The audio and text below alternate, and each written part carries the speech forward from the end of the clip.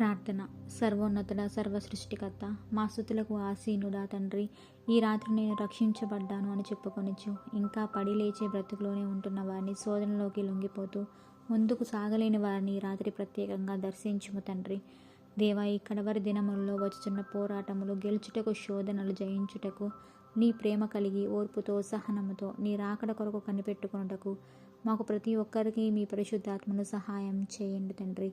దేవా, కష్టములు కలిగినప్పుడు, శ్రమలు వచ్చినప్పుడు కుంగిపోయేవారిగా, ఆధ్యాత్మికంగా జీవితంలో ఆగిపోయేవారిగా కాక విశ్వాసమునకు కర్తయు దాన్ని కొనసాగించువాడైన మా రక్షకుడు క్రీస్తు వైపు చూస్తూ ముందున్న పందెంలో ఓపికతో పరిగెత్తి కృపలను మాకు దయచేయము తండ్రి. దేవా, ఈ రాత్రికాల సమయంలో లోకనాథని కబంధ హస్తాలతో ఇరుక్కుపోయి ఎవరెవరైతే శోధించబడుతున్నారో, శోధన సమయంలో కుంగిపోక యేసు వైపు చూసి సాగిపోవటానికి పరిశుద్ధాత్ముడిచ్చే శక్తిని పొంది జయమును పొందడానికి ప్రతి విశ్వాసినికి సహాయం దయచేయము తండ్రి. దేవా, ఎందుకు పనికిరాని మా జీవితాల్లో మీ ఉదయమునే లేచి మీ నామమును మహిమపరిచే, స్తుతిని గణపరిచే భాగ్యం దయచేయము తండ్రి.